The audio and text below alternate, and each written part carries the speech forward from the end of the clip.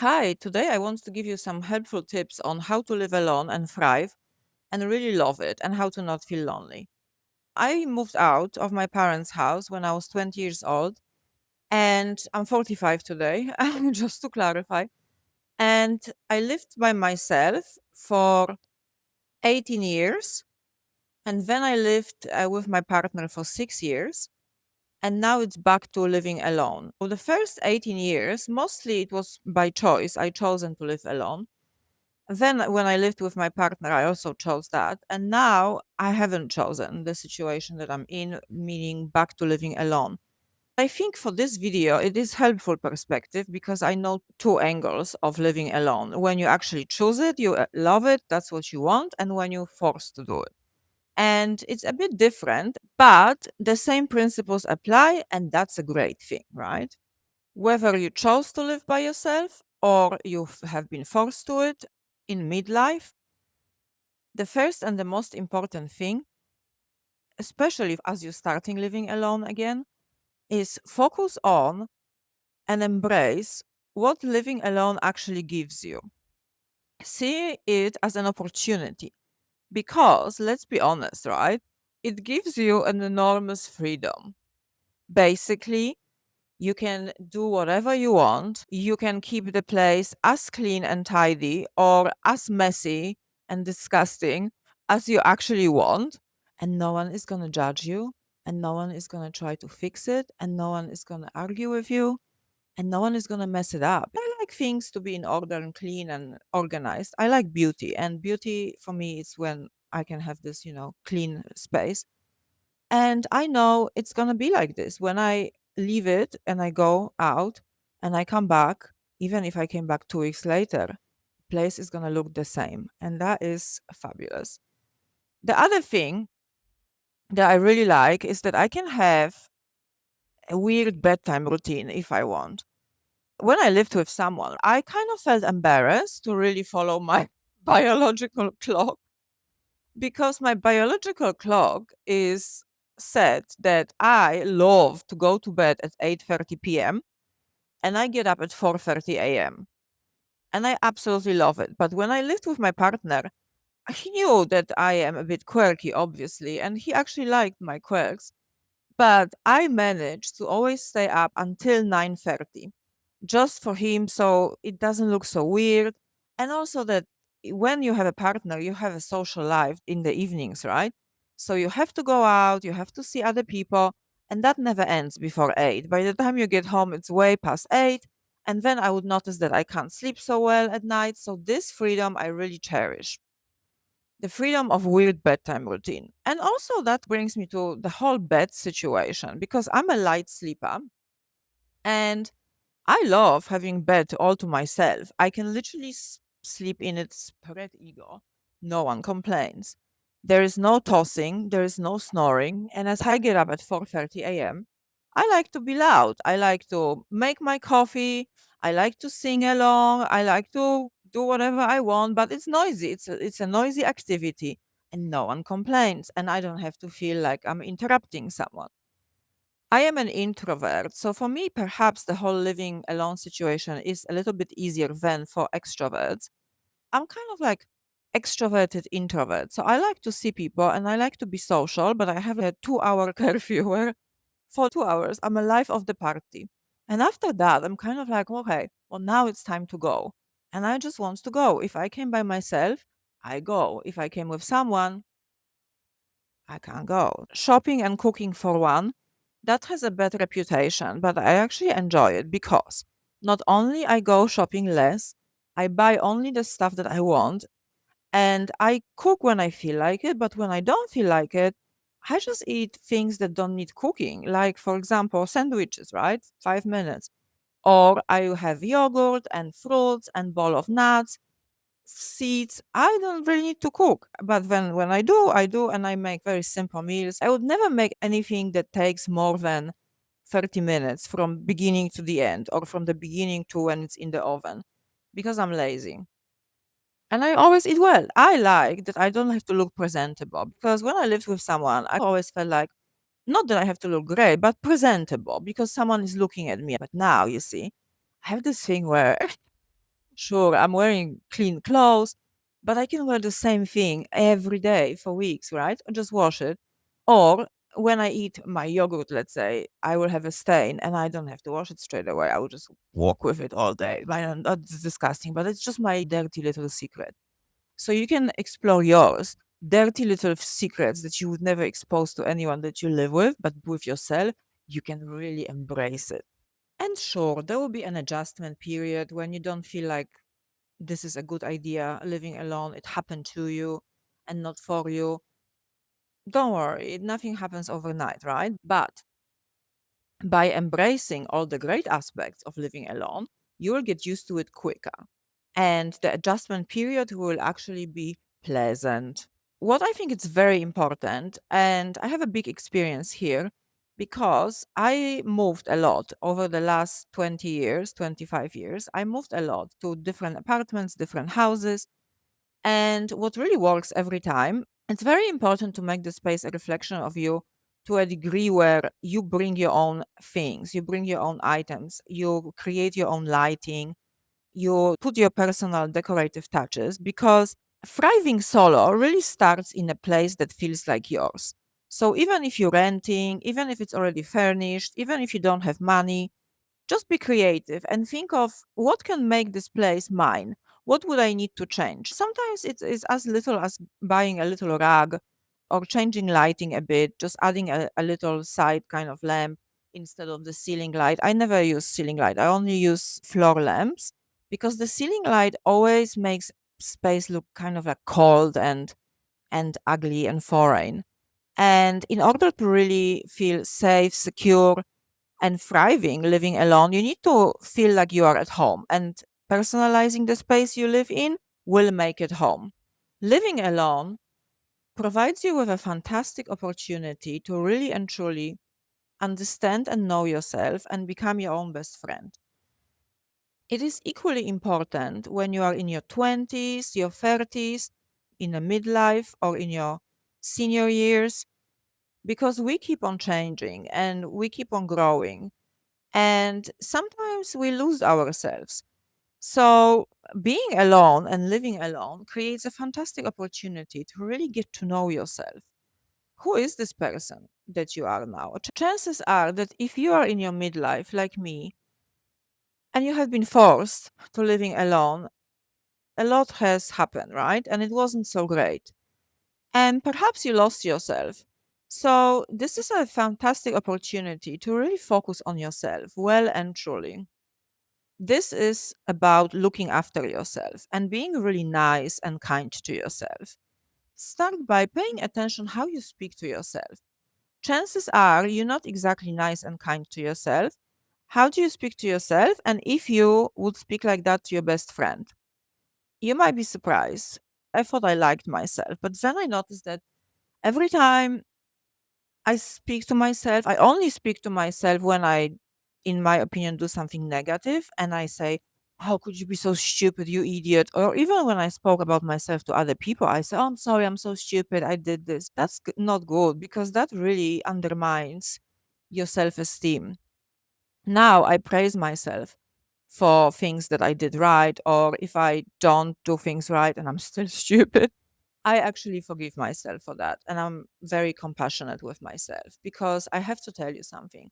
We don't want to be alone, right? But really, honestly, we are always alone. We are born alone. And then we go through life alone. And we might be even holding our husband's or our wife's hand while the most important events of our life are happening.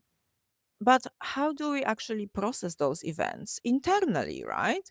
So we are alone. When the event happens, it's internalized by yourself, for yourself. You are alone in a way, even when you are surrounded by people. So understanding yourself, who are you? What are your desires? What are your goals? What actually gives you pleasure? What are your strengths? And what would you like to improve on? Understanding your emotions, what triggers you, what makes you laugh. Create that rich, fulfilling inner world. And it's very nice because when you become your best friend, you never feel lonely. Okay, here's the thing, I have never felt lonely, and I have been always on my own, almost. And the only times that I felt the sense of loneliness was when I was in a bad relationships. When I was in my 20s and in my 30s, I had a lot of bad relationships that with people who were lovely people, but they were just not compatible with me. And that's when I felt the sense of loneliness. Never when I was with myself on my own. What I do, and it had a bad reputation, but I actually did some research on it and it's healthy. So I talk to myself out loud. Not only it is fun, I talk to myself in a third person. And for example, I give myself an encouragement and I say, Anya can do this instead of I can do this. Because if I'm not confident enough, right? Or recently, I have to really be brave and I had to get out of my comfort zone more times than I would like. And I felt like I'm not going to be able to do it. But I noticed that when I speak to myself with this sense of encouragement in a third person instead of I can do this, because I know I can't, right? But when I say Anya can do this, I'm kind of in a different place. It brings a new perspective. That sort of division between me, myself, and I don't know how to say it, but that division really creates this sort of sense of perspective that I can look at myself from a new angle. And I could actually do these things. I did them. They were to be done, but I would never do them if I hadn't encouraged myself in a third person. Speaking to yourself out loud provides great opportunity to really understand yourself and become your best friend. And worst case scenario, you will just get a new buddy to hang out with, and it will be yourself, and you living with that person. So it's gonna be super convenient, right? It's gonna be fun. A very important thing when living alone is to establish and cultivate meaningful daily rituals. Think about what you like doing and create sort of like a ritual around it. Every morning when you have your coffee, you're journaling, or every morning after you have your coffee or tea, you're going for a walk. Having a structure and routine in your life creates a feeling of safety, stability, and prevents loneliness. And from my own experience, it really works. However, make sure you're not becoming too rigid. Leave some flexibility because I got to the point where I had this routine where this was happening after this and this was happening after that. And then when something got in a way and I couldn't do this, I was anxious and I was upset. Have a lovely routine every day, do the things that you like, but also mix it up a bit. What I really think it's also good is to have like one, how couples have a date night. You can have a date night or day with yourself. Take yourself out, do something that usually you wouldn't do on your own, like go and have a beautiful lunch just by yourself. That really helps, and that creates also the feeling of empowerment and independence. I didn't have problem with that. I have been taking myself out on dates for as long as I remember. But I never traveled solo. I was always afraid of that because I remember that few times when I tried, that was when I really felt lonely, when I was actually somewhere else, somewhere new, when I didn't know anyone, didn't speak the language. And this year I took a plunge and I did it and I actually loved it and I did not feel lonely. So just test the boundaries, push yourself out a little bit, but also within a reason, maintain that safety, stability, routine. It will make you happy. About a year and a half ago, something shifted in me. And everything that I used to like or I was curious about, I enjoyed, stopped giving me any sort of pleasure or happiness. I used to like watching certain movies on certain subjects. Suddenly, I no longer like them. I used to read books about certain things. Suddenly, I just don't find them interesting. And I had friends, the people that I had in my life, I didn't feel any need to see them because I already seen them enough times. I've heard it all. I really started to feel old, old and kind of accepted that because I thought, well, maybe this is it. Maybe this is what the older age looks like.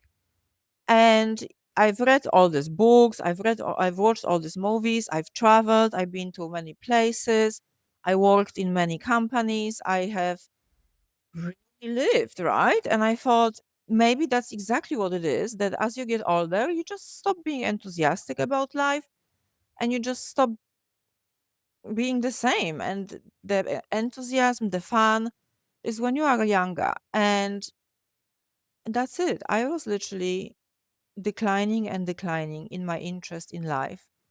And even though I lived with someone at that time, and on the surface, everything was fine. Everything was fine. I felt like I was literally dying. I also thought maybe because, I was in my 40s, that maybe this is what it is. The menopause is coming, the change. I was really 100% sure this is normal. But then this traumatic event kind of shook everything I believed in. And as I was healing or starting to heal, I asked myself, what was it about me? I absolutely lost contact and touch with myself. You know how I said become your own best friend, right? And I always had it. I lost it. I became an indifferent acquaintance to myself. And then one day I remember I was walking and I asked myself, what was it about me that made me feel like I'm so connected to myself and I'm my best friend and I used to have all this fun by myself, laughing and being enthusiastic? What I noticed and what I realized and what I actually found out is that the thing that really made me feel young and fun and connected with myself and the world was maintaining and cultivating the sense of wonder and amazement. This kind of childlike mind that everything around me and in my life felt amazing. I started looking at things this way again. Even simple things like now, you see, I'm recording this video, but I'm looking out the window and there are those trees. How beautiful are they? How amazing. And they have these leaves, and these leaves are falling at some point of the year. And it's so strange. Why do they fall? They always know when to fall, they always know how to follow some sort of cycle. And same with our bodies, right? How strange it is that the whole sleep and awake pattern, or even this, when I'm talking to this thing and that actually records my voice, and then I will be sending this video out to some void, and that void creates this connection with the whole world. And the iPhone, how does it even work? Man made things, nature made things, all the sense of wonder, looking at this as if you see the world for the first time. It creates an amazing newness in life, fascination, enthusiasm, and also great sense of appreciation and gratitude because I'm here. I can see all these things, right? I can feel all these things. I'm so grateful that I have these beautiful eyes that can see all this beauty and marvel at this complexity and finesse of the world and people and animals. Every day you can find something, every minute you can find something. I found this practice to be very healing. It creates this beautiful distance between me and my problems, between me and my worries, and between me and my loneliness that didn't manifest itself, maybe because of it as well. I recommend this to you. Try for one day and see how you feel. Let me know in the comments. And this is also something you can really do when you live by yourself because it allows you the time, it allows you the focus. It's a luxury. Time is a luxury. You have this luxury now. Use it wisely. Use it or lose it. No, but you can lose it. You can waste your time, or you can see this as an opportunity to have your freedom, to learn who you are, to be super nice to yourself, to spoil yourself with all the pleasure and attention that you deserve, and to really become your best friend. There are also some practical tips on living on your own. You know what really is important, I think, even for an introvert? You should strengthen weak social ties. And I mean, develop a relationship with people that you see every day, like your barista, right, in your local coffee shop, or the lady at the checkout in your grocery store, or wherever you go frequently. Bond with your neighbors. When you move into a new place, make an effort and buy or bake some cookies and bring them to your neighbor, introduce yourself, and have some relationships because this comes extremely important. You want to feel surrounded by people who like you, who know you, and you like them back. and they can help you immensely. I have always had problems with the handyman jobs, and I always happen to live close by to someone who can do those jobs, and they do them happily for me. In return, I can do something for them, like I can look after their dog or their house when they go away. It's super easy. And people are happy to do that because everyone wants to have some sort of community in their life. When you actually do feel lonely, you can go out and do your work at the cafe, when you know your barista, when you have a nice chat. Research has proven that 75% of the time we can spend alone, and that will not be linked to feeling of loneliness.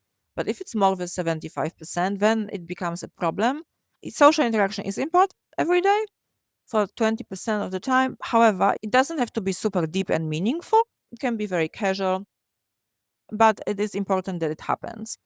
When you actually do want to meet new people and you want to make new friends, Facebook has a lot of very helpful groups on every subject and in every neighborhood, pretty much, at least in Australia.